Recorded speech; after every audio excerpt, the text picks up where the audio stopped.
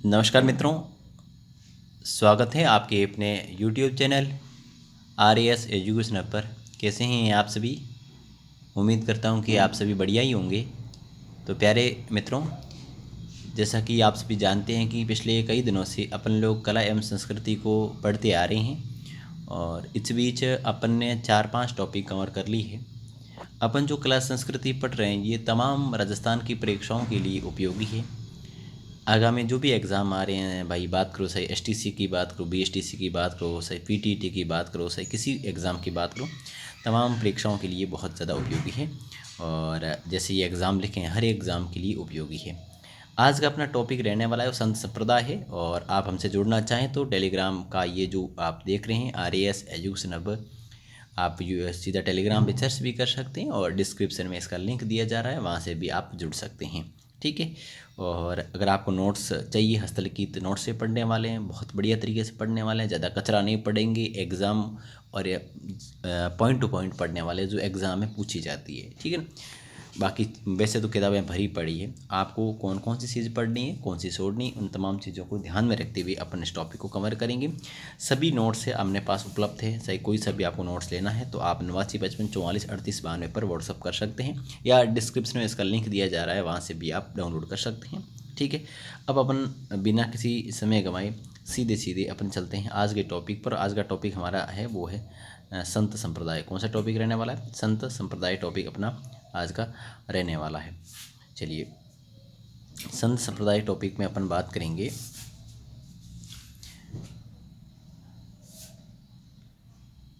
एक मिनट,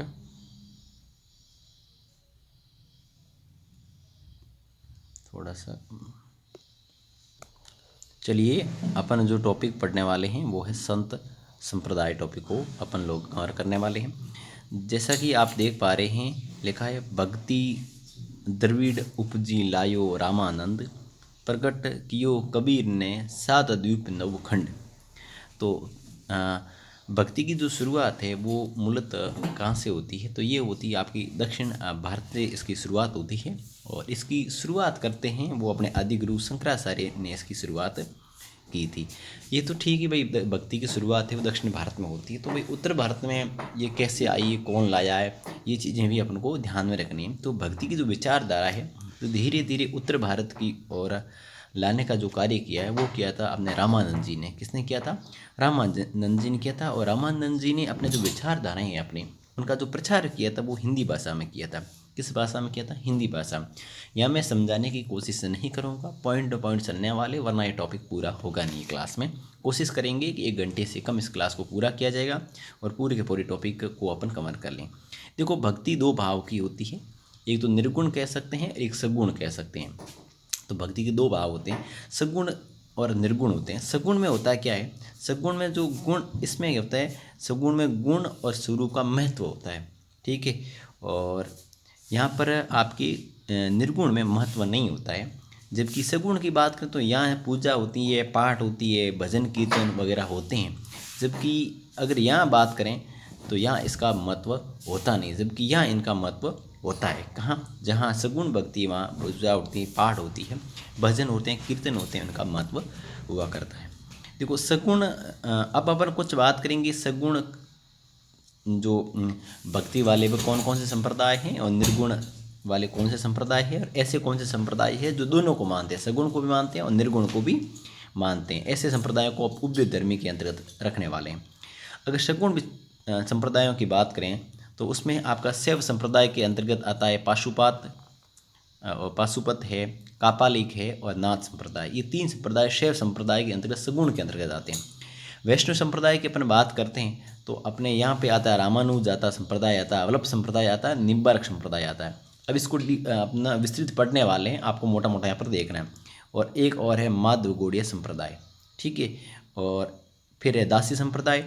और आगे अपन बात करें तो है भगत कवि दुर्लभ संप्रदाय और गमरी संप्रदाय। तो इस प्रकार ये 5 अपन मोटे हैं और इसके अन्य जो उपभाग मिलाकर ये आपके ये सगुण होते हैं। इधर निर्गुण की बात करें तो है संत पीपा जी निर्गुण है, विष्णुई संप्रदाय है, जसनाथी संप्रदाय है, लालदासी संप्रदाय है, दादूपंथी है, रामसनी संप्रदाय है और संत धन्ना संप्रदाय है। अब उभयधर्मी की बात यहाँ अपन करें तो यहाँ शरणदासी संप्रदाय, निरंजनी संप्रदाय, निरंजनी संप्रदाय, ये दो ऐसे संप्रदाय है जो आपके कह सकते हैं कि उभयधर्मी, यानी कि सगुण भी मानते हैं और निर्गुण दोनों को मानते हैं ना। इस प्रकार अपने बात की। अब अपन सगुण जो संप्रदाय उसके अंतर्गत अपन थोड़ा विस्तृत देखने वाले हैं। तो पहले अपन बात करेंगे सगुण संप्रदाय शैव संप्रदाय की। शैव संप्रदाय वे होते हैं जो क्या करते हैं, शिव की पूजा करते हैं या उनकी भक्ति करते हैं। ठीक है। अब है अपने पहले ही बात की थी कि शिव संप्रदाय या शैव संप्रदाय के अंतर्गत अपने बात की थी कापालिक संप्रदाय। तो कापालिक संप्रदाय वे होते हैं जो शमशान घाट में रहते हैं। कहाँ रहते हैं वे साधु? शमशान घाट में रहते हैं। और वे शरीर पर क्या लगाते हैं? भस्म लगाते हैं। और वे मदिरा पान यानी दारू का पान करते हैं। और इनका जो काम है वो नर भक्षण का काम ये करते हैं। तो ये एक कापालिक है। पाशुपात वे होते हैं, पाशुपात पहले तो इनका जो प्रमुख केंद्र है वो आपको याद रखना है। एकलिंग जी का मंदिर है, कैलाशपुरी उदयपुर में है। ये आपको बहुत इंपॉर्टेंट प्रश्न है, याद रखना। एकलिंग जी का मंदिर कैलाशपुरी उदयपुर में है। ठीक है। और पाशुपात संप्रदाय के प्रवर्तक की बात अपन करें तो यहाँ है लकुलिस मुनि है, लकुलिस मुनि है। ठीक है। अगला है एकलिंग जी मंदिर का जो निर्माण है, अगर इसकी बात करें किसने करवाया, तो इसका निर्माण है बप्पा रावल ने करवाया था। और वो करवाया था, अब उसके गुरु थे हरित ऋषि, उनके लिए ये करवाया था। और इस संप्रदाय के जो पाशुपात संप्रदाय, इनके जो साधु होते हैं उनको पंचार्थिक कहलाते हैं। ये क्या कहलाते हैं? पंचार्थिक ये कहलाते हैं। और आगे अपन बात करें तो इसी में शैव संप्रदाय में नाथ संप्रदाय की। तो नाथ संप्रदाय का जो प्रवर्तक है वो नाथ मुनि है। और नाथ मुनि के ही शिष्य हुआ करते थे मतेशेंद्र नाथ। और इनके दो शिष्य हुआ करते थे, एक का नाम था आपके गोरखनाथ जिन्हें हठयोग चलाया, और दूसरे थे जालंधर नाथ जी, जालंधर नाथ। और इन्होंने जो सूर्य मंदिर जालोर में है, और इन्होंने ये जो सूर्य मंदिर जालोर है ना, ये नाथ संप्रदाय का सबसे प्राचीन अपन केंद्र मानते हैं। सबसे प्राचीन नाथ संप्रदाय केंद्र है वो सूर्य मंदिर जालोर है, जालंधर नाथ ने। ठीक है। यहाँ के मतलब कह सकते हैं प्रवर्तक हुआ करते थे। नाथ संप्रदाय का अगर प्रमुख केंद्र की बात अपन करें तो वो है आपका मां मंदिर जोधपुर वाला। ठीक है। अब ये जोधपुर ग्रामीण में आता है तो इन चीज़ों को भी आप थोड़ा ध्यान रखें। मां मंदिर। ठीक है। और आगे अपन बात करें, इसका जो निर्माण है नाथ संप्रदाय का, इसका निर्माण है वो करवाया था आपकी जो नाथ संप्रदाय का निर्माण नहीं, मां मंदिर का निर्माण है। तो ये निर्माण करवाया था मारवाड़ के शासक हुआ करते थे मान सिंह जी। उन्होंने अपने जो गुरु थे आयश देव जी, उनके लिए करवाया था। और कहते हैं कि इनके ही आशीर्वाद से ये मान सिंह है ये मारवाड़ के शासक बने थे। ठीक है। अगला है नाथ संप्रदाय की शाखाएं हैं। तो आपको दो शाखाएं आपको ध्यान रखनी मोटी मोटी। एक है माननाथी संप्रदाय, माननाथी शाखा, और दूसरी है बैरांग पंथी शाखा। माननाथी शाखा है ये आपकी जो माँ मंदिर है जोधपुर वाला वहाँ पर है। जबकि बैरांग पंथी शाखा है वो राता डूंगर मतलब डूंगा है जो पुष्कर में, पुष्कर के जस्ट निकट है, वहाँ एक शाखा है। तो दो शाखाएं आपको याद रखनी है, माननाथी और बैरांग पंथी। तो माननाथी तो है माँ मंदिर जोधपुर में, और बैरांगपति है राता डूंगा पुष्कर के निकट है जो अजमेर में है। ठीक है। आपको याद रखनी है। अगला है आपके नाथ संप्रदाय में ही आपको याद रखना है एक स्थान है ठीकाई जो जोधपुर में है। ये नाथ संप्रदाय का इतना पवित्र स्थल है जिसको पुष्कर के समान दर्जा दिया गया है। तो याद रखना है जोधपुर के जो ठीकाई है जोधपुर को नाथ संप्रदायों में पुष्कर के समान पवित्र माना गया है। अब हुआ क्या, अंग्रेजी अधिकारी हुआ करते, अंग्रेज अधिकारी थे लुडलो ने नाथ संप्रदाय की माँ मंदिर और उदयगिरी की जागीरें छीन ली तथा गुरु श्रवणनाथ को यहाँ से भगा दिया गया था। तो अंग्रेज अधिकारी लुडलो हुआ करता था, उसने नाथ संप्रदाय के तो माँ मंदिर है और उद्यम मंदिर है उसकी जागीरें छीन ली थी, और गुरु श्रवणनाथ जी थे उनको यहाँ से भगा दिया गया था। नाथों की जो छतरियाँ होती है उन पर जो आकृतियाँ बनी होती है वो आपको बहुत इंपॉर्टेंट याद रखनी, वो तोते की छतरियाँ या आकृतियाँ बनी होती है। ठीक है। आगे अपन बढ़ते हैं। अगला है अपने पास वैष्णव संप्रदाय। इसकी आपको थोड़ी सी ट्रिक है वो आपको याद रखनी है। ट्रिक है, एक मिनट है, ट्रिक है आपको याद रखनी है समनी राव ट्रिक के साथ आपको याद रखना है। अब देखो आपको पहले तो इनको मत को याद रखना। पहला होता है आधा, आधे के बाद में पूरा, पूरा के बाद दो, दो के बाद विशिष्ट, और अंतिम आएगा शुद्ध द्वैतवाद, है ना। तो आपको अद्वैत का मतलब आधा, द्वैतवाद मतलब पूरा याद रखना, और द्वैतवाद द्वैत यानी एक और एक, द्वैत और द्वैत दो हो गए दो, और विशिष्ट द्वैतवाद और शुद्धाद्वैतवाद। अब वो याद रखना है समनीराव। तो अद्वैतवाद का है शंकराचार्य जी, ठीक है। और फिर आता है आपका द्वैतवाद, एक एक का है म से आपका है माधवाचार्य जी, ठीक है। और फिर आपका है आता है अगला, वो है आपका द्वैताद्वैत, एक और एक मिलकर दो, द्वैताद्वैत है आपका, वो है निम्बार्काचार्य जी, ठीक है। अगला आता है आपके, वो आता है आपके विशिष्ट द्वैतवाद, इसमें है आपका वो है रामानुजाचार्य जी। कौन से हैं? रामानुजाचार्य जी। अगला है आपने शुद्धाद्वैत, तो इसमें है आपकी वल्लभाचार्य जी। क्या है? वल्लभाचार्य जी। इस प्रकार अपन बात करें तो ये आपके वैष्णव संप्रदाय को इस प्रकार याद रखना। अक्सर ये वीडियो प्री में 2-3 बार ये प्रश्न पूछा गया था, तो आपको ध्यान रखना, क्योंकि ऐसे प्रश्न आते हैं कौन सा मत है और इसका प्रवर्तक कौन है। तो ये चीज़ें आप इस प्रकार रख लें, आधा, इसको आप ऐसे रख लें, आधा, एक, दो, विशिष्ट और अंतिम में शुद्ध है। और ट्री के इधर याद करते हैं समनीराव, ठीक है। आगे बढ़ते हैं, समनी या समानीराव कर लेना, कोई दिक्कत है नहीं। अब अपन थोड़ा सी बात कर लेते हैं अपने इसमें जो इम्पोर्टेंट है वो पढ़ लेते हैं सारे के सारे जो संप्रदाय है। पहले अपन बात करेंगे वो रामानुज संप्रदाय की बात करें। इसके जो प्रवर्तक हुआ करते थे वो थे आपके रामानुजाचार्य जी, और इनका जो ये मत है दक्षिणी भारत में प्रचलित था। और इनकी जो विचारधारा है वो अभी हमने देखी है, कौन सी थी? विशिष्ट द्वैतवाद थी। और इनका जो ग्रंथ है वो श्री भाष्य ग्रंथ है इनका लिखा हुआ। अब आपको याद क्या रखना है, ट्रिक है, श्री रामानुज विशिष्ट व्यक्ति थे। आपको याद क्या रखोगे? श्री रामानुज विशिष्ट व्यक्ति थे। अब देखो, श्री रामानुज विशिष्ट व्यक्ति थे, श्री से याद रखना श्री भाष्य, इसका याद रह जाएगा आपको, क्या रह जाएगा? श्री भाष्य, ठीक है। और फिर आपकी बात है रामानुज, तो आपको पता है ये विशिष्ट से आपको याद रखना है विशिष्ट द्वैतवाद, है ना। तो ये दो चीज़ें आपको याद रखनी, मत हो गया यहाँ पर, ये आपका मत हो गया, ठीक है, और यहाँ आपकी विचारधारा हो गई, ठीक है। ये मत विचारधारा हो गई, और यहाँ आपका उनका ग्रंथ हो गया। अब इनसे रिलेटिव कुछ बातें हैं जो अपन को जाननी है। इस संप्रदाय में है वो भगवान राम की है पूजा की जाती है, जिसको परम ब्रह्मा के रूप में की जाती है। और इस संप्रदाय में को अगर कहें तो उत्तरी भारत में अगर लाने का काम किया था, जो उत्तरी भारत है वहाँ पर लाने का काम किया था, वो अपने किया था रामानंद जी ने। किसने किया था? रामानंद जी ने किया। और इस कारण इस संप्रदाय को भी अपन क्या कहते हैं? रामानंदी, या इसको रामानंदी संप्रदाय कहते हैं, क्योंकि इस संप्रदाय को उत्तरी भारत की ओर प्रचारित करने का काम है वो रामानंद जी ने किया था, इसलिए इस संप्रदाय को रामानंदी या रामानंदी संप्रदाय कहते हैं। अब इनके कुछ आपको याद इस प्रकार रखना है। रामानुज संप्रदाय है, इनके जो शिष्य हुआ करते उनका नाम था रामानुजाचार्य जी, ठीक है। और इनके शिष्य हुआ करते थे रामानंद जी, ठीक है। और इनके बाद इनके शिष्य थे अनंतानंद जी, और इसके बाद हैं कृष्णदास पयोहरी इनके शिष्य। और कृष्णदास पयोहरी के बाद इनके शिष्य जो आए थे वो थे अगरदास जी, और अगरदास जी के बाद उनके जो शिष्य थे उनके थे किल्हण जी। इस प्रकार ये आपका क्रम है कि रामानुज के शिष्य थे रामानुजाचार्य, फिर रामानंद है, अनंतानंद जी है, कृष्णदास पयोहरी है, अगरदास जी है, किल्हण जी। अब देखो, राजस्थान में अगर बात करें, जो प्रमुख पीठ की बात करें रामानंद संप्रदाय की, तो वो है आपके गलता जयपुर में। कहाँ है? गलता जयपुर में। और इसके प्रवर्तक की बात करें तो वो है कृष्णदास पयोहरी है। और इन्होंने क्या किया था?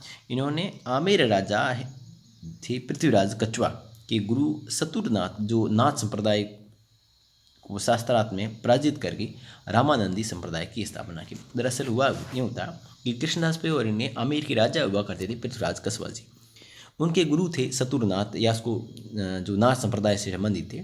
तो उनके साथ एक शास्त्रार्थ संघर्ष में विजय पाकर उन्होंने रामानंदी संप्रदाय की स्थापना की थी।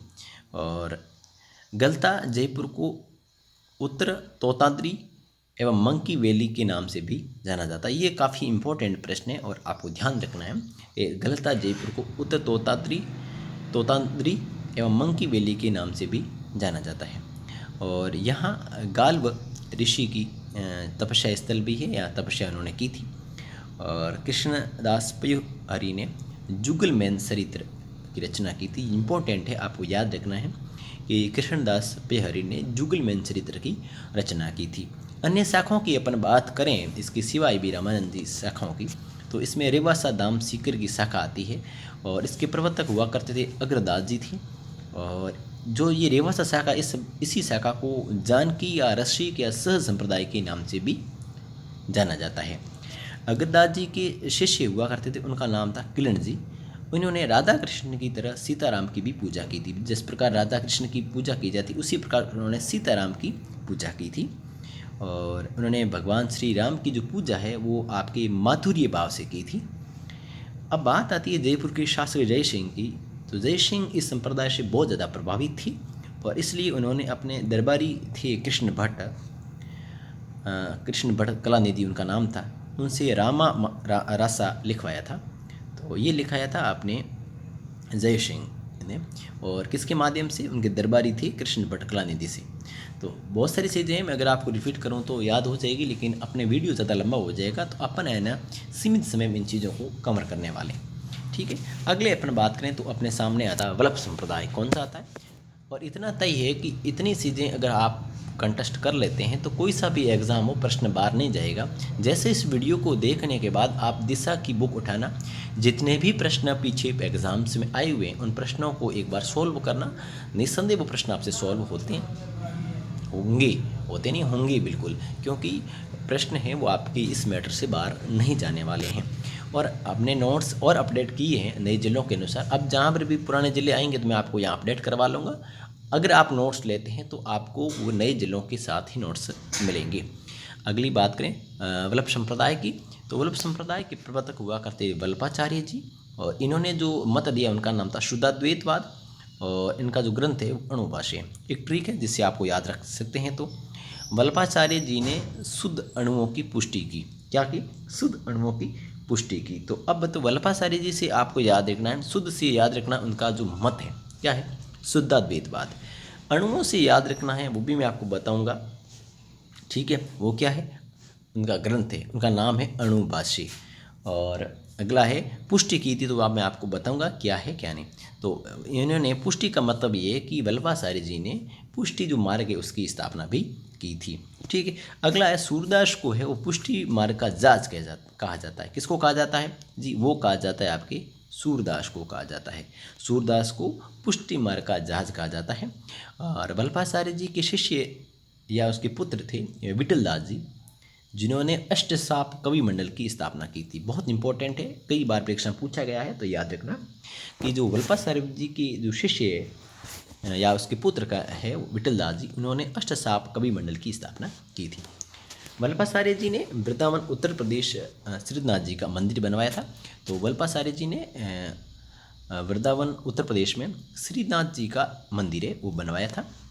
जब बात है कब की? जब औरंगज़ेब ने 1969 में हिंदू मंदिरों को तोड़ने का आदेश दिया था। इस समय श्रीनाथ जी की प्रतिमा को दामोदर जी और गोविंद जी मेवाड़ लेकर आए। मेवाड़ मीन्स उदयपुर लेकर आए थे, ठीक है। अगला है मेवाड़ महाराणा राज सिंह सेकंड है, जो उन्होंने 1672 में सियाड़, जो आपके राजसमंद में गांव है, जहां आपको पता ही है कि महाशिवरात्रि का मेला पड़ता है, में प्रतिमा की स्थापना करके श्रीनाथ जी का मंदिर बनवाया। तो ये श्रीनाथ जी का जो मंदिर है वो मेवाड़ के महाराणा ने बनवाया था, 1672 में बनाया। ये आपको ध्यान में रखना है। देखो, वल्लभ संप्रदाय के प्रमुख केंद्रों की बात करें तो वो है आपका श्रीनाथ द्वारा जो राजसमंद है वो आपके वल्लभ संप्रदाय का प्रमुख केंद्र माना जाता है। उस शब्दावलियाँ याद रखना, मंदिर को हवेली है कहते हैं, भक्ति पुष्टि है, दर्शन झांकी है और संगीत हवेली है। ये आपके वल्लभ संप्रदाय से संबंधित कुछ शब्दावलियाँ हैं जो आपको थोड़ी ध्यान रखनी है। अब किशनगढ़ के राजा थे सावंत सिंह जी, जो वल्लभ संप्रदाय से इतने प्रभावित हो गए थे कि और अपने आप को भी खुद को यानी कृष्ण का भगत मानते थे, और इसी कारण उन्होंने अपना नाम भी चेंज कर लिया और नाम रख दिया नागरीदास। और इस संप्रदाय का जो आदर्श वाक्य है वो आपको याद रखना है, वो है श्री कृष्णम शरणम ममम। ये आपको याद रखना है। कुछ वल्लभ संप्रदाय संबंधित 7 एक मंदिर है जो आपको थोड़े याद रखने हैं, इम्पोर्टेंट है। इसमें आपको याद केवल 5 रखने जो राजस्थान में है, बाकी 2 आउट ऑफ राजस्थान से हैं, तो आपको वो याद रखने। आउट ऑफ राजस्थान क्या? आउट ऑफ, ठीक है। आपको केवल 5 है वो आपको याद रखने हैं, राजस्थान में है जो। अब है विठलनाथ जी का मंदिर है, वो श्रीनाथद्वारा राजसमंद में है। और अगला है द्वारिकाधीश जी का मंदिर है, काकरोड़ी राजसमंद में है। और मथुरेश मंदिर है वो आपके कोटा में है। मदन मोहन जी का मंदिर है वो कामा में है, ठीक है, और कामा भरतपुर में है। गोकुल चंद्र जी का मंदिर है वो कामा भरतपुर में है। बाकी गोकुलनाथ जी और बालकृष्ण इन दोनों मंदिर है ये राजस्थान से बाहर हैं। तो गोकुलनाथ जी का जो मंदिर है वो तो गोकुला है वो यूपी में है, और बालकृष्ण जी का मंदिर है वो आपकी सूरत में है, और सूरत आपकी गुजरात में है। तो ये इंपॉर्टेंट नहीं है इतने, जबकि ये इंपॉर्टेंट है, आपको याद रखने हैं, ये आपको इंपॉर्टेंट है, याद रखने हैं, ठीक है। अगले अपन बात करें जो वल्लभ संप्रदाय को अन्य नाम से अगर क्या नाम जाना जाता है, तो अन्य नाम का रुद्र संप्रदाय है। तो कई बार परीक्षा में पूछा जाता है, तो आपको ये भी ध्यान में रखना है। अब अपन बात करते हैं निम्बार्क संप्रदाय के बारे में। तो इस संप्रदाय की बात करें तो इसके जो संस्थापक हुआ करते थे, इसके प्रवर्तक की बात करें तो वे निम्बार्काचार्य जी है। और इसी संप्रदाय का अन्य नाम अगर बात करें तो वो है आपके हंस एवं सनकारी संप्रदाय कहा जाता है। और इनका जो मत है वह द्वैतवाद है। आपने बात की ही थी अभी ट्रिक के माध्यम से। या द्वैत को भेदाभेदवाद भी कहते हैं। और इनका जो ग्रंथ है वो आपको याद रखना पड़ेगा। उनका नाम है वेदांत परिजात भाष्य। क्या नाम है? वेदांत परिजात भाष्य। और दूसरा है 10 श्लोकी। क्या है? 10 श्लोकी, ठीक है। अब हुआ क्या, इस संप्रदाय में क्या किया जाता है कि भगवान राधा और कृष्ण इनकी दोनों की जो पूजा युगल के रूप में की जाती है, दोनों को साथ पूजा की जाती है राधा कृष्ण की। और इन जो अपन बात करते हैं निम्बार्क संप्रदाय की जो प्रधान पीठ कहाँ है, तो वो है आपकी इस्लामाबाद में। और इस्लामाबाद है वो आपकी अजमेर में, ठीक है। और इसके जो संस्थापक की बात करें तो यह आचार्य परशुराम जी है, और जो ठीकरिया गांव सीकर के रहने वाले हैं। और यहाँ पर है जो मेला जो भरता है वो कब है, तो वो भरता है राधा अष्टमी को। इसका मेला भरता है। त्योहारों में हमने पढ़ा था कि राधा अष्टमी कब आती है। ये चीज़ें अपने भाद्रपद की शुक्ल पक्ष में आती है, का इसके कृष्ण पक्ष में आती है। ये चीज़ें अपने त्योहारों में कवर कर चुके हैं। तो आप इसके कमेंट बॉक्स में लिखें कि इसका मेला कब भरता है, राधा अष्टमी कब आती है, ठीक है। अगला है संत हरिदास जी ने संकी संप्रदाय की स्थापना की थी। तो ये आपको थोड़ा ध्यान रखना है, सखी संप्रदाय की स्थापना की थी। अगला है आपकी माधव गौड़ीय संप्रदाय है, और इसके संस्थापक है वो माधवाचार्य जी है। इन्होंने मत दिया, उसका नाम था द्वैतवाद। इसको अब अचिंत्य भेदवाद भी कहते हैं। और इन्होंने जो ग्रंथ लिखा उसका नाम था पूर्ण प्रज्ञ भाष्य। और इस संप्रदाय की विचारधाराओं का जो प्रचार है वो गौड़ मुनि ने किया था। गौड़ मुनि ने इसका प्रचार किया था, और इसलिए इस संप्रदाय को माधव गौड़ीय संप्रदाय भी कहते हैं, ठीक है। क्यों कहते हैं? क्योंकि देखो संस्थापक तो माधवाचार्य जी थे, लेकिन इस संप्रदाय का प्रचार किया ना, वो किया था गौड़ मुनि ने। इसलिए माधव और गौड़ीय दोनों मिलकर आपके संप्रदाय बन गया माधव गौड़ीय संप्रदाय। और इस संप्रदाय को जो एक नया जो रूप दिया, नवाचार दिया, वो दिया था चैतन्य महाप्रभु ने। किसने दिया? चैतन्य महाप्रभु ने। और चैतन्य महाप्रभु आ ही गया तो अपन को इसके बारे में जानना होता है कि चैतन्य महाप्रभु जी कौन थे। तो ये आपके नादिया जिला बंगाल के रहने वाले थे। इनके जो बचपन का नाम था वो था विश्वम्बर। और अन्य नाम इनका था वो निमाई पंडित था। अन्य नाम तो निमाई पंडित था, लेकिन बचपन में इसको विश्वम्बर कहा जाता था। ये नादिया जिला बंगाल के रहने वाले थे। अब देखो, अब अपन बात कर रहे थे इस संप्रदाय में भगवान श्री कृष्ण की पूजा है वो गोविंद देव जी के रूप में की जाती है। किसकी? गोविंद देव जी के रूप में की जाती है। और इस संप्रदाय को ब्रह्म संप्रदाय भी कहा जाता है। ये इंपॉर्टेंट चीज़ है जो आपको याद रखनी। इस संप्रदाय को ब्रह्म संप्रदाय के नाम से जाना जाता है। माधव गौड़ीय संप्रदाय बहुत इंपॉर्टेंट इसलिए बन जाता है कि इसकी जो प्रधान पीठ है वो कहाँ पर है, वो है गोविंद देव जी का जो मंदिर है जयपुर में, वहाँ इसकी प्रधान पीठ है। और इस गोविंद देव जी मंदिर का निर्माण है ये अपने करवाया था स्वाई जय सिंह ने। अब आपको बहुत दिलचस्प बात यहाँ देखने को मिलेगी कि जयपुर के शासक है वो खुद को गोविंद देव जी का दीवान मानकर शासन किया करते थे। बहुत अच्छी बात लिखी है। और दूसरा एक वृंदावन में गोविंद देव जी का मंदिर है का निर्माण मान सिंह ने करवाया था। अब देखो याद यूँ रखना है भाई, गोविंद देव जी का मंदिर जयपुर में तो बनवाया था स्वाई जय सिंह ने, जबकि यही मंदिर मतलब गोविंद देव जी का मंदिर है वृंदावन में जो निर्माण इसका किया था वो किया था मान सिंह ने करवाया था। तो 2 पॉइंट आपको यहाँ पर याद रखने। और दिलचस्प बात ये है कि जो कह सकते हैं कि जो जयपुर के जो शासक हुआ करते थे वे अपने आप को गोविंद देव जी का दीवान माना करते थे। मदन मोहन जी का जो मंदिर है वो आपके हैं करौली में है। और इस संप्रदाय में राधा कृष्ण का युगल स्वरूप में पूजा की जाती है। और अगला है सहज संप्रदाय की बात करें तो इस संप्रदाय में भक्ति करने के लिए नारी की आवश्यकता होती है। किसकी आवश्यकता होती है? नारी की आवश्यकता यहाँ पर होती है। अब अपन थोड़ा पढ़ते हैं। ये तो अपने सगुण संप्रदायों के बारे में बात की। अब अपन देखते हैं निर्गुण संप्रदाय वाले कौन कौन से संप्रदाय हैं। उससे जानने से पहले अपन को सबसे इम्पोर्टेंट जानना होगा वो है राम स्नेही संप्रदाय, क्योंकि परीक्षाओं में इससे संबंधित अक्सर प्रश्न है वो पूछे जाते हैं, तो आपको इसके बारे में ध्यान रखना है। ठीक है, पहले तो आपके जिलों के हिसाब से अपडेट करेंगे इनको, सब चीज़ों को मैं आपको बताऊंगा। वैसे क्लास संस्कृति में आपको ज़्यादा जिलों वाली माथापच्ची करनी पड़ती नहीं है। एक आध कोई मंदिर किसी अन्य जिले में चला जाता है तो मैं आपको बता दूंगा नए जिलों के अनुसार 50 जो जिले बने हैं उसके अकॉर्डिंग, और आपने आप सारे नोट्स अपडेट कर लिए। ठीक है, पूरे के पूरे। देखो, राम स्नेह संप्रदाय की मोटे तौर पर 4 प्रकार की 4 शाखाएँ हैं, आपको याद रखनी है। और प्रमुख शाखाएँ इनकी कौन कौन सी उसके बारे में अपन लोग बात करेंगे।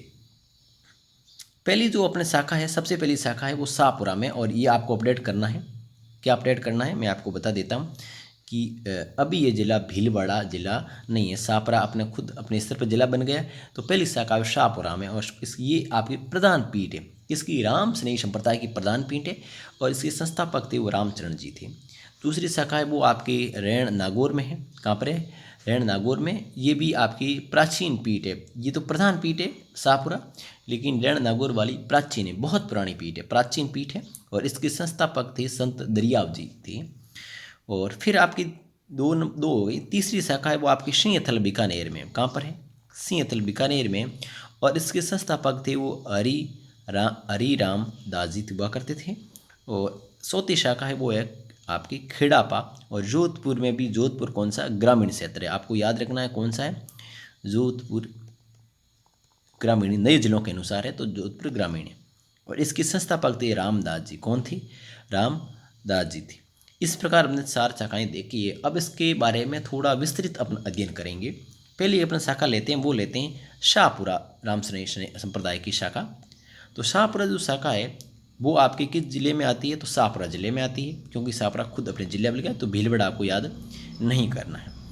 और ये एक प्रधान पीठ है, और इसके संस्थापक थे वो थे रामचरण जी। और रामचरण जी के बारे में बात आती है तो इनका जन्म हुआ था वो था टोडा में। और टोडा कहाँ है आपको याद रखना। टोडा अब खुद अपने स्तर पर जिला है, तो आपको अभी इसके बारे में ज़्यादा ध्यान नहीं रखना। टोंक के बारे में, टोंक में ये नहीं है। ठीक है, 1 मिनट। चलिए, अपन क्या पढ़ रहे थे? जहाँ जन्मस्थल इनका टोडा है, ये आपको ध्यान रखना है। टोंक जिले से ये क्षेत्र भी बाहर हो गया। टोडा अपने आप में जिला नहीं है, त्रुटि के लिए क्षमा चाहूँगा। ठीक है। और बचपन का नाम है उनका रामकृष्ण था, और इनके गुरु का नाम था वो कृपा राम जी था। ये आपकी दांतड़ा भीलवाड़ा के हुआ करते थे। और इनका जो प्रमुख ग्रंथ है जो रामचरण जी का, वो याद रखना अण बेवाणी है। और रचा राम धन रच धन अबूदी, तो राम रचा अबूदी। ठीक है, ये आपको ध्यान रखना है, राम रचा अबूदी। ठीक है, अगला है जयपुर के शासक रण सिंह जी हुआ करते थे। कौन सी? रण सिंह जी ने रामचरण जी की छतरी बनवाई थी। और इनका जो मेला है फूलडोल मेला चैत्र कृष्ण एकम से पंचमी तक शाहपुरा में भरता है। और इस संप्रदाय का जो मुख्य स्थल है वो है कहलाता है वो रामदेवरा कहलाता है। क्या कहलाता है? रामदेवरा कहलाता है। तो ये आपके रामचरण जी संप्रदाय से संबंधित कुछ बातें थी जो आपको ध्यान में रखनी है। ज़्यादा कोई बोझ वाली बातें हैं नहीं, सिंपल सी बातें हैं और आप आसानी से इसको याद रख लेंगे। ठीक है, अगली थोड़ी इसके संबंध पूछ लेते हैं। कोई भी प्रश्न पूछा नहीं जाता, फिर भी ध्यान रखना कि साधु है वो गुलाबी वस्त्र धारण करते हैं और दाढ़ी मूंछ है वो रखते नहीं हैं। तो ये चीज़ें भी आप थोड़ा साथ में ध्यान रखना। अगला है शाखा है वो रैण नागौर में है, और ये प्राचीन पीठ मानी जाती है। और इसके संस्थापक थे संत दरियाव जी थे, और ये संत दरियाव जी थे या जैतारण के थे। ठीक है, और ये धुनिया जाति की मुस्लिम थे। और इनके गुरु का नाम था वो था बालकनाथ, या इसको प्रेमनाथ कहते हैं। और इनके जो प्रमुख ग्रंथ हैं उनका नाम था वाणी। और संत दरियाव जी ने राम शब्द की व्याख्या करते हुए कहा कि रा का अर्थ होता है राम और म का अर्थ होता है मोहम्मद। ठीक है, ये आपको याद रखना है। सिंहतल बीकानेर की बात करें तीसरी शाखा की, तो इसके संस्थापक थे आपके हरिराम दास जी, और इनके गुरु का नाम था वो जयमल दास जी था। और ये आपकी इनके जो ग्रंथ था उनका नाम था निशानी योग ग्रंथ है। ठीक है, आगे बात करते हैं चौथी शाखा है, वो आप खेड़ा पा, ये जोधपुर ग्रामीण में आती है, और इसके संस्थापक थे रामदास जी, और इनके गुरु का नाम था हरि रामदास जी। और हरिराम दास जी कौन से हैं? वही है जो शीतल बीकानेर शाखा के संस्थापक हैं। इसका मतलब है कुल मिलाकर इनके ये आपके यहाँ से लेकर यहाँ तक इसके तार आते हैं। इसका मतलब हुआ कि भाई हरिराम जी है वो आपके रामदास जी के गुरु है, और हरिराम दास जी उनके गुरु का नाम तो आप जानते ही है, जयमल दास जी है। तो कुल मिलाकर अपन कहें तो भाई श्रीथल और खेड़ापा दोनों शाखाओं के आदि गुरु के बारे में अगर लास्ट फाइनल बात की जाए तो वो है जयमल दास जी है। और ये जो राम स्नेह शाखा की सबसे नवीनतम शाखा मानते हैं इसको। अगला अपन बात करें तो वो अपने सामने गुदड़ संप्रदाय, और इसका पहला प्रश्न है वो पटवार परीक्षा 2017-18 में पूछा गया था, इम्पोर्टेंट प्रश्न बनता है। तो ये है आपके दातड़ा भीलवाड़ा से में है, और ये इसके संस्थापक है वो संत दास जी हैं, ये आपको ध्यान रखना है। अगली शाखा है लाल दासी संप्रदाय, और इसके संस्थापक है संत लाल दास जी है, और इनका जन्म 1540 में हुआ था और मृत्यु 1648 में हुई थी। और इनका जन्म स्थल है वो धौलीदू अलवर है। ठीक है, और इनका जो देहांत है मृत्यु हुई नगला जाज भरतपुर में हुई थी, और यही इनकी प्रधान पीठ है वो स्थापित है कहाँ है, वो नगला जाज भरतपुर में है। और इनकी जो समाधि है वो आपकी शेरपुरा अलवर में है। याद रखने की ट्रिक है, लाल धोले नग के शेर होते हैं, लाल धोले नग के, धोले का मतलब हुआ आपके धौलीदू जहाँ इनका जन्म होता है, नग का मतलब हुआ है नगला जाज, नगला जाज मीन्स इनका यहाँ देहांत हुआ, और प्रधान पीठ भी कहाँ पर है जहाँ इनका देहांत हुआ। शेर का आशय ये है कि इनकी समाधि वो कहाँ है, शेरपुर अलवर में है। इनके गुरु का नाम याद रखना गदन सिस्ती हुआ करता था।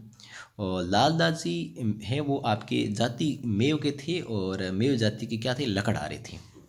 और इनकी संतान का नाम है वो थी कि पहाड़ और कुतुब और स्वरूपा, यानी दो लड़के थे पहाड़ और कुतुब, और एक लड़की थी उनका नाम था स्वरूपा। और इनके जो प्रमुख ग्रंथ हैं वो याद रखना, एक ग्रंथ है इंपॉर्टेंट है लाल दास जीरी शैतामणियाँ। तो ये आपको थोड़ा ध्यान में रखना है क्योंकि अक्सर परीक्षाओं में यहाँ से प्रश्न पूछ लिए जाते हैं। इस संप्रदाय में दीक्षा लेने वाला जो व्यक्ति होता है उसको अपने गद्दे पर बैठा कर क्या घुमाया जाता है, और ये साधु है कभी है भिक्षा है वो कभी मांगते नहीं। और अब हुआ क्या था कि दारा सिको था, उसने लाल दास जी से कुछ पूछा था, तो उसके पूछने पर उन्होंने एक भविष्यवाणी की कि दिल्ली की जो गद्दी है, दिल्ली का जो इस गद्दी है या दिल्ली का जो इस सम्राट बनेगा वो वही बनेगा जो अपने भाइयों की हत्या करेगा। और इस संप्रदाय का जो अभिवादन जो वाक्य है वो होता है जयराम। क्या है, जयराम। अगला संप्रदाय है वो है चरणदासी संप्रदाय, और परीक्षाओं का ये यहाँ से पसंदीदा टॉपिक कह सकते हैं, प्रश्न पूछे जाते हैं। कोई सा एग्ज़ाम मान लो से अधीनस्थ बोर्ड का तो फेवरेट टॉपिक है। इसके संस्थापक थे वो थे शरणदास जी थे, और शरणदास जी का जन्म है वो अलवर के डेरा गांव में हुआ था। और जब ये जब छोटे थे तो इनका बचपन का नाम था वो रणजीत था, और इनके गुरु जी का नाम था वो था शुकदेव मुनि। और इनकी जो मृत्यु हुई है देहांत है वो आपकी दिल्ली में हुआ, इसलिए इनकी जो प्रधान पीठ है वो कहाँ पर है, दिल्ली में। और एक मज़े का प्रश्न ये है कि एकमात्र ऐसी पीठ है जो राजस्थान से बाहर है। ठीक है, अगला है ये जो संप्रदाय अपन जो भी बात कर रहे हैं शरणदासी संप्रदाय की, इस संप्रदाय में जो भक्ति है वो सगुण और निर्गुण इन भक्ति दोनों का मिला जुला रूप मिलता है आपको। ठीक है, क्योंकि मिला जुला रूप यहाँ पर मिलता है शरणदासी संप्रदाय में। और इस संप्रदाय के जो नियमों की बात करें तो कितने नियम है, तो 42 नियम है। और इस संप्रदाय के जो साधु है वो हमेशा पीले वस्त्र धारण करते हैं। और शरणदास जी ने जो नादिर शाह के आक्रमण की भविष्यवाणी उन्होंने की थी, किसके आक्रमण की, नादिर शाह के आक्रमण की। इनके जो प्रमुख ग्रंथ है वो याद रखना, नासकेत लीला है, और अष्टांग योग है, धर्म जाज है, और संदेशागर है। ये इनके कुछ प्रमुख ग्रंथ हैं। और इनकी दो शिष्याएँ थी, उनका एक का नाम था दयाबाई और दूसरे का नाम था सजूबाई। दयाबाई ने ग्रंथ लिखा था, उसका नाम था विनय मलिखा और दयाबोध। और जो दयाबाई था, उनका संबंध था वो भी कहाँ, डेरा गांव अलवर से था। सहजूबाई ने एक ग्रंथ लिखा, उसका नाम था सहज प्रकाश। तो आपको याद आराम से हो जाएगा, दया से दयाबोध, सहजूबाई से सहज प्रकाश। एक याद रखना, विनय मल्लिका केवल आपको याद रखना, वो आपका अपन कहते हैं ना, कोई लिखते हैं पर प्रार्थना पत्र लिखते हैं तो अपन कहते हैं विनय पूर्वक, तो विनय मतलब दयापूर्वक। तो दया आपको मतलब है, कहने का मतलब है कि विनय से जोड़कर आप दया याद रख लेना, इस प्रकार आपका याद हो जाएगा। इस संप्रदाय के जो साधु होते हैं वो आपके राधा कृष्ण की है वो भक्ति करते हैं। जयपुर के शासक थे स्वाई प्रताप सिंह जी ने, इन्होंने शरणदास जी को कोलीवाड़ा जयपुर गांव भेंट किया था। कोलीवाड़ा जयपुर जो गांव है वो भेंट किया था, किसने किया था? स्वाई प्रताप सिंह ने किया था। कहाँ के शासक थे? जयपुर के थे। कौन सा गांव किया? कोलीवाड़ा जयपुर भेंट किया। किसको किया? शरणदास जी को भेंट किया। तो बहुत सारे प्रश्न हैं वो यहाँ से बनते हैं। मध्यकालीन मेवाती संत की बात करें तो लालदास जी का नाम सबसे पहले आता है। ठीक है, अब अपन कुछ करते हैं, बात वो है दादूपंथी संप्रदाय की। दादूपंथी संप्रदाय की अपन बात करें, दादूपंथी संप्रदाय, इसके संस्थापक थे संत दादूलाल जी। और इनका जन्म है वो 1544 में अहमदाबाद में हुआ था। और अहमदाबाद कहाँ है? गुजरात में है। ठीक है, और जो लोधीराम ब्राह्मण हुआ करते थे उनको ये साबरमती नदी के किनारे एक संदूक में बंद बहते हुए बचाए। कहने का मतलब ये हुआ कि लोधीराम ब्राह्मण ने इनको साबर नदी में एक संदूक बंद किया, और संदूक तो उसमें ये पैक थे और नदी में बह रहे थे, तो संदूक को उन्होंने अपने पास लिया, उसको खोला तो ये अंदर से निकले थे।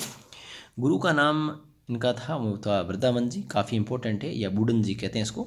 और दादूलाल जी ने क्या किया कि 1574 में सांबर जयपुर में एक संप्रदाय की स्थापना की, उसका नाम याद रखना, नीपक या ब्रह्म संप्रदाय की स्थापना उन्होंने की थी।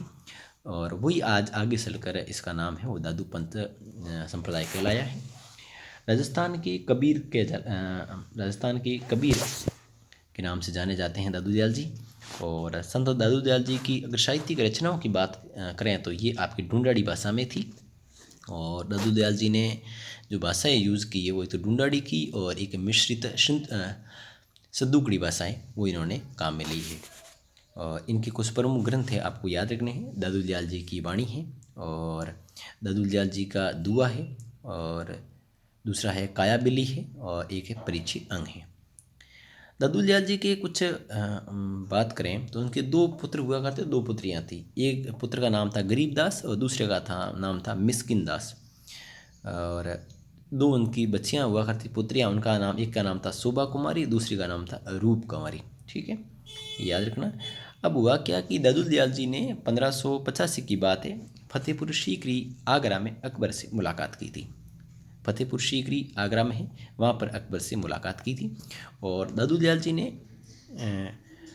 जी थे, उनके 152 शिष्य थे 152 शिष्य थे, जिसमें से 52 इनके प्रमुख थे, जिन्हें 52 स्तंभ कहा जाता है। और इनका जो देहांत है वो 1603 में हो जाता है। और ये आपका देहांत है वो बैराणा पहाड़ी जयपुर जो है वहाँ पर इनका देहांत होता है। ठीक है, और इनकी जो गुफा है वो आज दादू खोल या दादू पालकी के नाम से जानी जाती है। और इनकी जो प्रधान पीठ है वो आपकी नारायणा जयपुर में है। इनका जो मेला है वो फाल्गुन शुक्ल पंचमी से 11वीं तक, पंचमी से लेकर एकादशी तक बरता है। दादू पंथ में प्राचीन समय में जो मृतक है उनको जंगल में खुला छोड़ दिया जाता था। और इनका जो अलग दरीबा है वो सत्संग स्थल है। और अभिवादन वाक्य है इनका सत्यराम है। क्या है? सत्य राम है। दादू पंथ की कुछ शाखाएं आपको ध्यान में रखनी है। खालसा जो शाखा है इसके संस्थापक थे गरीबदास जी, जो उनके ही पुत्र हुआ करते थे। और अगली शाखा है वृक्ष शाखा, और इस शाखा में साधु है और जो घूम घूम कर उपदेश देते हैं। अगली है खाकी शाखा। खाकी में साधु क्या करते हैं? अपने शरीर पर भस्म लगाते हैं। और नागा शाखा, इसके संस्थापक सुंदरदास जी। याद कैसे रखोगे? सुंदर आदमी नागा। ठीक है, और जो सुंदरदास जी वाले जो नागा शाखा, इसमें जो साधु होते हैं वो शस्त्रधारी, शस्त्र अपने पास रखते हैं। अब शस्त्र पास रखते हैं तो यहाँ के जयपुर के शासक हुआ करते थे स्वई जय सिंह ने। स्वई जय सिंह ने इन साधुओं को अपने सेना में क्या कर दिया, शामिल कर दिया। अगला है उत्तरादि स्थानधारी, ये इसके संस्थापक हुआ करते थे बनवारी दास जी। वे साधु जो राजस्थान को छोड़कर उत्तर की ओर चले गए, उत्तर की ओर चले गए। अन्य शाखाएं की बात करें तो निहंग शाखा है, और प्रमुख शिष्य है वो आपको 2-3 शिष्यों के बारे में याद रखना। एक तो है बालिन जी, ठीक है, इनका ग्रंथ याद रखना, उनका नाम था आरिलो, और ये वीडियो 2016 एग्जाम पूछा गया है। और सुंदरदास जी है, वो आपके दौसा के रहने वाले थे। इनके द्वारा 42 ग्रंथों की रचना की गई थी, जिसमें प्रमुख ग्रंथ है आपको याद रखने, कई बार पूछा जाता है, ज्ञान समुद्र है, ज्ञान सवैया है, सुंदर सार है, और राम जी अष्टक है, ठीक है। और इन्होंने है नागा शाखा की स्थापना की थी, अभी हमने बात की है। और इन्हें राजस्थान का शंकराचार्य कहा जाता है, इंपॉर्टेंट है, आपको याद रखना है। अपने शुरुआत में शंकराचार्य के बारे में पढ़ा था, उसके बाद फिर से आप राजस्थान का शंकराचार्य किसे कहा जाता है, सुंदरदास जी को कहा जाता है, ठीक है। और इनकी जो मृत्यु है या देहांत है वो सांगानेर जयपुर में हुआ था। और इनकी जो छतरी है वो बनी हुई है, वो गेटोलाव तालाब दौसा में बनी हुई है, ठीक है। अब अपन बात करें, एक बहुत ही प्यारी शिष्य हुआ करते थे, वो थे आपके रजब जी, जो जिंदगी भर है वो दूल्हे के या लाडे के वेश में रहे। और इनका जो दुआ है वो है, रजब तूने गजब किया सिर पर बांधिया मोड़। और इनका जो प्रमुख ग्रंथ अगर बात करें तो एक था रजब वाणी और हरडे वाणी, अंगबंधु। और इनका जो प्रमुख कथनक है वो है, ये संसार वेद है एवं सृष्टि कुरान है। और अन्य शिष्यों की बात करें तो माधवदास जी है, जगन्नाथ जी है, बखना जी है। तो इन तीनों के बारे में आपको थोड़ा ध्यान रखना है, जो चीज़ें आपको भी मैंने बताई ये चीज़ें आपको थोड़ी ध्यान में रखनी है। अब अपन बात करते हैं संत जाम्बू जी के बारे में। ये विष्णु संप्रदाय के संस्थापक हैं। इनका जन्म 1451 में हुआ था, और ये हुआ था आपके कृष्ण जन्माष्टमी के दिन। और ये स्थल है वो है पिंपासर नागौर, जहाँ इनका जन्म होता है। इनके पिताजी का नाम है लॉर्ड जी पंवार है। इनकी माता श्री का नाम हंसाबाई था। बचपन का नाम इनका धनराज था, ठीक है। और अन्य नाम अगर बात करें तो भगवान विष्णु का इनको अवतार माना जाता है। और बहुत अच्छी बात यह कि वो पर्यावरण वैज्ञानिक या पर्यावरण प्रेमी थे। और जाम्बू जी ने अपने समराथल जो दौरा है बीकानेर में, वहाँ पर उन्होंने अपनी तपस्या की थी। और यहाँ पर ही 1485 में इन्होंने विष्णुई संप्रदाय की स्थापना की थी। तो विष्णुई संप्रदाय की स्थापना कहाँ की, समराथल द्वारा बीकानेर में की थी। और इस जो जहाँ स्थापना इन्होंने की थी विष्णुई संप्रदाय की, इस स्थल को धोक द्वारा भी कहा जाता है। और जाम्बू जी ने 1537 में मार्क्सिस्ट कृष्ण नवमी जो है, वहाँ पर मार्क्सिस्ट कृष्ण नवमी को लालसर गांव है बीकानेर में, वहाँ अपने सांसारिक देह है, मतलब इनका जो मृत्यु हो गई या इनका स्वर्गवास हो गया था। और इनकी जो समाधि या प्रधान पीठ है वो आपकी मुकाम तालवा नोखा बीकानेर में है। और यहाँ पर हमेशा आश्विन और फाल्गुन की अमावस्या को है वो मेला भरता है। अब इनसे संबंधित कुछ स्थल चीज़ें हैं आपको ध्यान रखनी है। सांतरी क्या होता है, वो होता है जाम्बू जी का उपदेश स्थल है, वो सांतरी कहलाता है। पाल ये कहलाता है, अभी मंत्रित जल होता है जो या कलश होता है उसको पाल कहते हैं। माटो कहते हैं, बीकानेर के राजकीय ध्वज में जो खेजड़ी का वृक्ष अंकित है वो जो माटो कहलाता है। एक होता है खड़ाना, खड़ाना होता है जो पेड़ों को बचाने के खातिर अगर आप बलिदान देते हैं उसको खड़ाना कहते हैं। और प्रथम खड़ाना है वो आपके 1604 में रामासड़ी जोधपुर ग्रामीण की बात है। जोधपुर ग्रामीण आपको जिलों में हिसाब से याद रखना। जोधपुर ग्रामीण में कर्मा एवं गोरा महिलाओं ने बलिदान दिया था, ठीक है। तो ये आपको याद रखना है। क्षेत्र है वो जोधपुर ग्रामीण है, ठीक है। आगे बात करें इसके प्रमुख स्थलों के बारे में बात करें तो पिंपासर नागौर वही स्थल है जहाँ इनका जन्म होता है। समरातल दौरा जो बीकानेर में है वो ये इनकी कर्मस्थली रही है, और यहीं उसने विष्णु संप्रदाय की स्थापना की थी। लालासर बीकानेर में इनका देहांत होता है। मुकाम तालवा बीकानेर इनका जो समाधि या इसका प्रधान पीठ स्थित है। और अगली अपन बात करें जाम्बू जी है वो जोधपुर जाम्बा है, जोधपुर पुष्कर के समान पवित्र स्थल माना जाता है। और रोड टू नागौर इनके संबंधित है, और रामड़ावास जोधपुर में, ये सारे क्षेत्र इनसे संबंधित स्थल हैं। विस्तृत संप्रदाय में 29 नियमों की पालना की जाती है। और इनके जो मानस गुरु का नाम था वो था गोरखनाथ। इनके प्रमुख ग्रंथ है वो आपको याद रखना है, जम्ब संहिता है, विष्णु धर्म प्रकाश है और जम्ब सागर है। अगली अपन संप्रदाय की बात करेंगे वो है जसनाती संप्रदाय। और इसका संस्थापक थे, उनका नाम था आपकी जसनाती संप्रदाय के संस्थापक थे, उनका नाम था जसनाथ जी। और जन्म इनका 1482 में हुआ था और वो हुआ था कतरियासर बीकानेर में। इनके कोशीय माता, मतलब कोशीय का मतलब ये हुआ कि ये इनकी कोख से जन्मे हुए नहीं थे, किसके, रूपादे और हमीर जी के। तो इनकी कोशीय माता का नाम था रूपादे और कोशीय पिता का नाम था हमीर जी। और दरअसल हुआ क्या था कि हमीर जी को ये डाबला जो तालाब है उनके किनारे ये मिले थे। और इनकी जो जसनाथ जी, इनकी सगाई है वो सूडी खेड़ा हरियाणा गांव है, उनमें उनके नेपाल जी बेनीवाल है, उनकी पुत्री थी काला लल्दी, उनके साथ हुई थी। और इनके जो मानस गुरु थे उनका नाम था गोरखनाथ जी। जसनाथ जी ने 12 वर्षों तक अगर तपस्या की थी, वो की थी गोरखमालिया में, वहाँ पर उन्होंने तपस्या की थी। और इसी के साथ सिकंदर लोधी है, इसने जसनाथ जी को, कतरिया सर है उसके जस्ट पास में जागीर जो गांव है, जागीर नहीं जागीर गांव है, वो उसको भेंट किया था। कतरिया सर के पास में जागीर गांव है, वो सिकंदर लोधी ने जसनाथ जी को भेंट किया था। इनकी समाधि है 1506 में ईस्वी में हुई थी, ली थी इन्होंने। और वो ली थी आश्विन शुक्ल सप्तमी को। और ये ली थी आपके कहाँ, कतरियासर बीकानेर में। और इनकी जो मुख्य पीठ है वो आपके कतरियासर बीकानेर में है। और सती कालल दे की जो है समाधि है वो भी आपके कतरियासर बीकानेर बनी, जो इनकी सगाई कर रखी थी।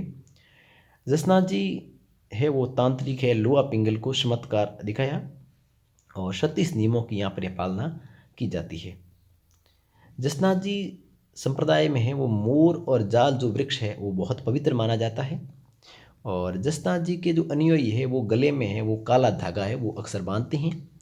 और इनके प्रमुख शिष्यों की बात करें तो अंशो जी है, हीरो जी है, जियो जी है, पालो जी है, रुस्तम जी है, रूपनाथ जी है, शौकनाथ जी है और शवाईनाथ जी है। तो इनका नाम भी अपन को ध्यान रखना है।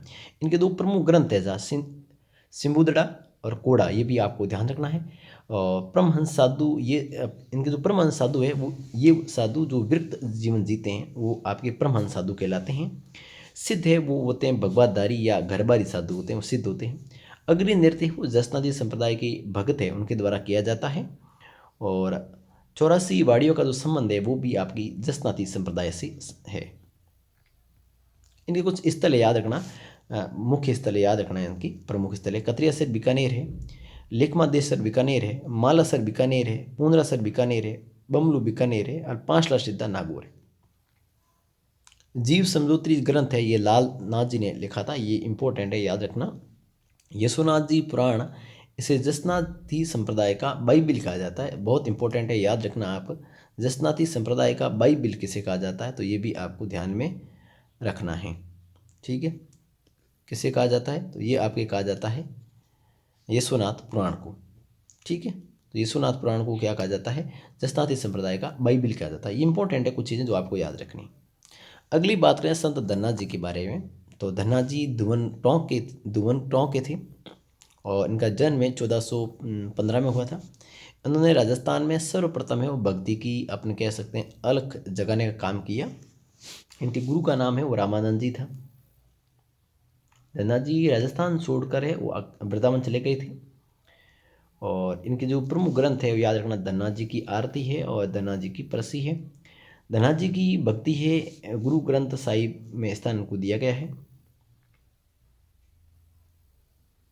आगे अपन बात करेंगे वो संत पीपा जी के बारे में बात करते हैं। इनका जो जन्म है वो 1425 ईस्वी में गागरोहन झालावाड़ में हुआ।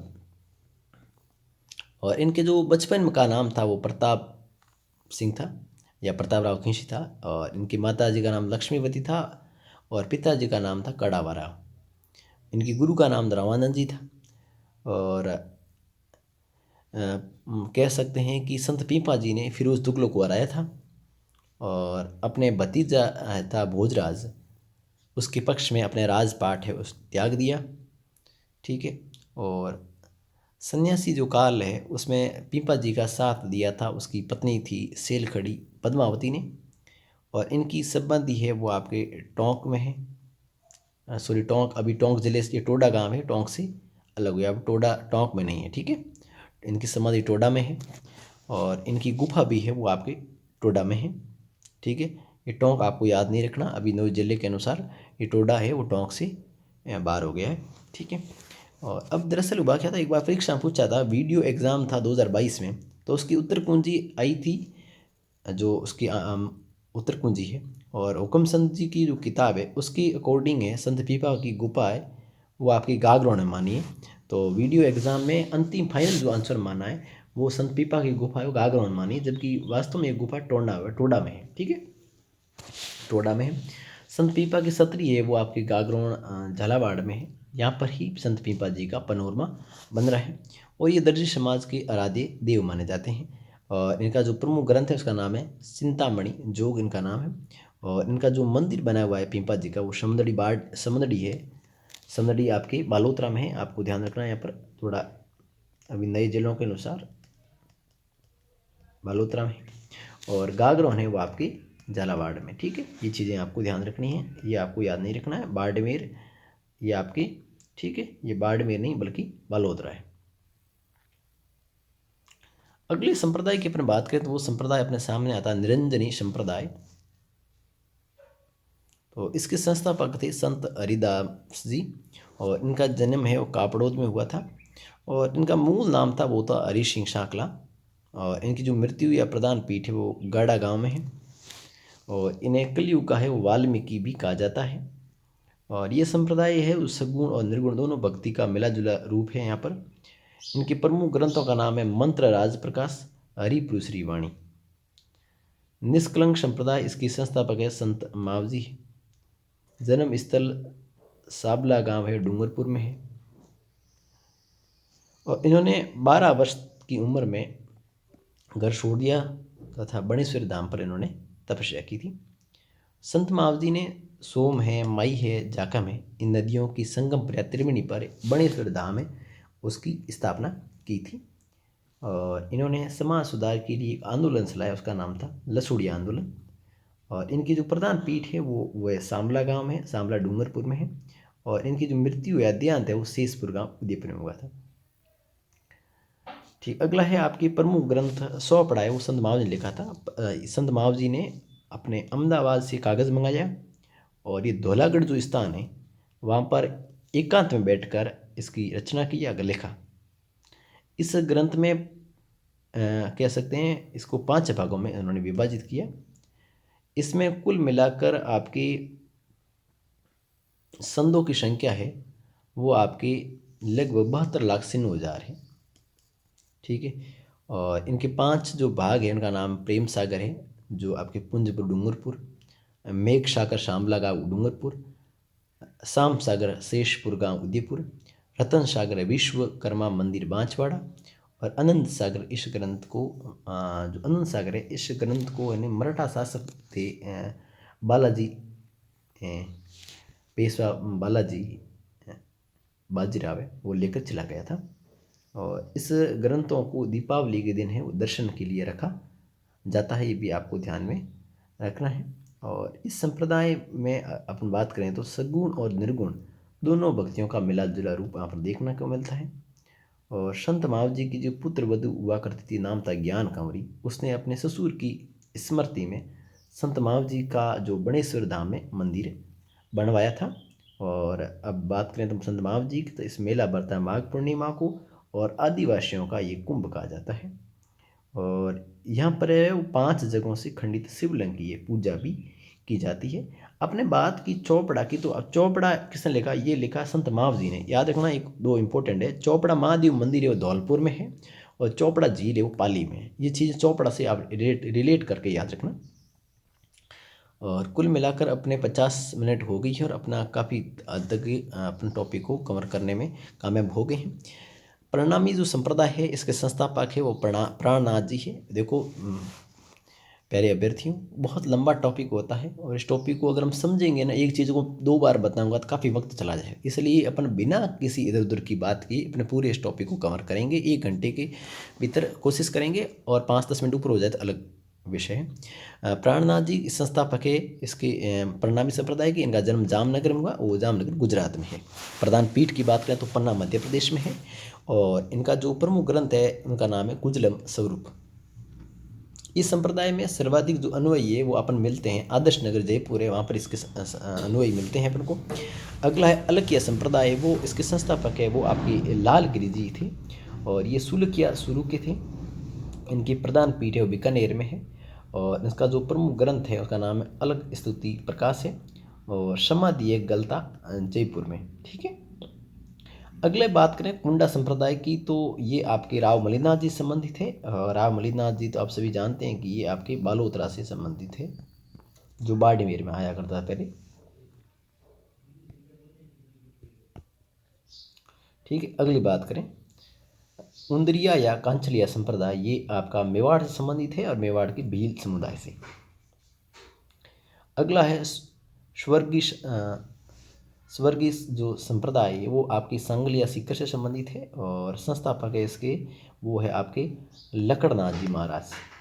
भक्ति कवि दुर्लभ की बात करें तो ये आपके बांगड़ या बांगड़ प्रदेश से संबंधित है और ये भगवान श्री कृष्ण के भगत थे और राजस्थान का नरसिंह इन्हें कहा जाता है।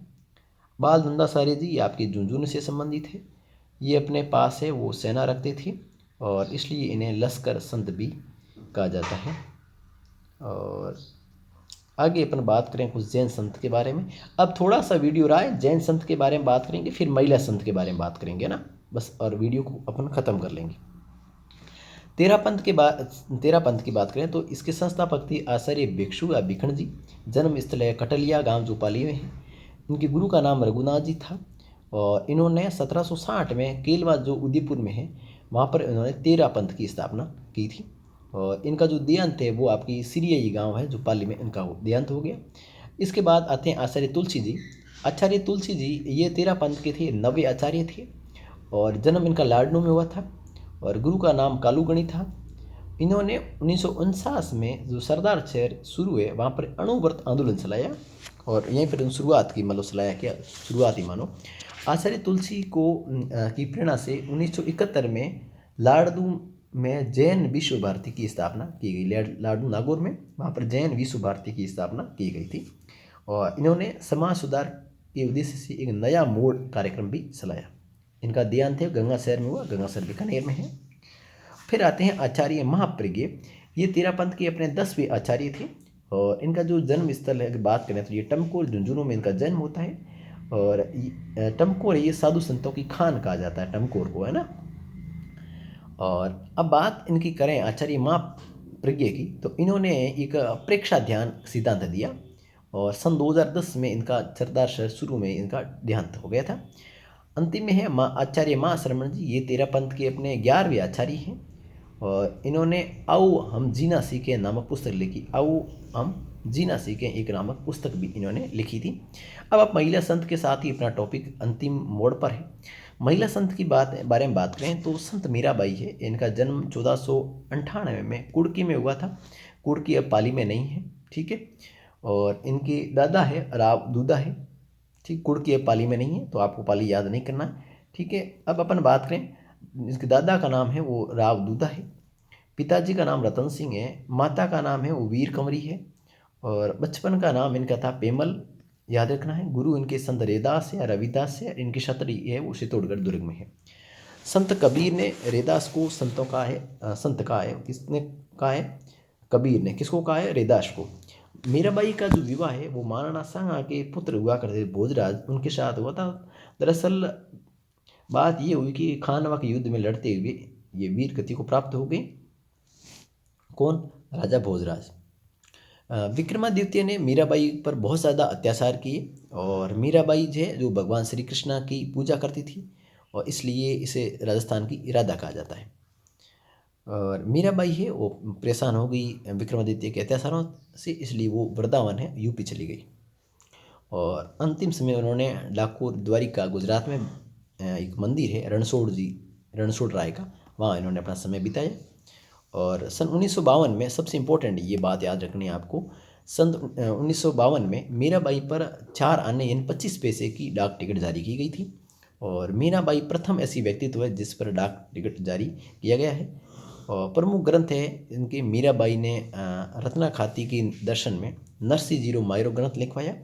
मीराबाई की पदावलियाँ दूसरा ग्रंथ है। तीसरा नरसिंह मेहता की हुंडी, चौथा गीत गोविंद की टीका, और पांचवा सत्य भामाजी ने रूषणों, छठो है वो आपकी रुक्मणी मंगल। मीराबाई ये सारभुजा मेला मंदिर है वो मेड़ता में लगता है, मेड़ता नागौर में है। मीरा महोत्सव है वो आपके चित्तौड़गढ़ में है। और मीराबाई ने जो स्थापना की थी वो की थी दासी संप्रदाय की, ये भी आपको ध्यान में रखना है। अगला है संत रानाबाई, ये आपके नागौर की हुआ करती थी, ये राजस्थान की दूसरी मीराबाई कहलाती है। और इन्होंने जो इम्पोर्टेंट है वो चलाया वो था सुटकी भिक्षा नियम, ये आपको ध्यान रखना है। भूरी बाई अलग है वो आपके मेवाड़ की थी, मेवाड़ से संबंधित है। गंवरी बाई ये बागड़ क्षेत्र से संबंधित है, और ये भी भगवान श्री कृष्ण की पूजा करती थी, इसलिए इसे बागड़ की मीरा कहा जाता है।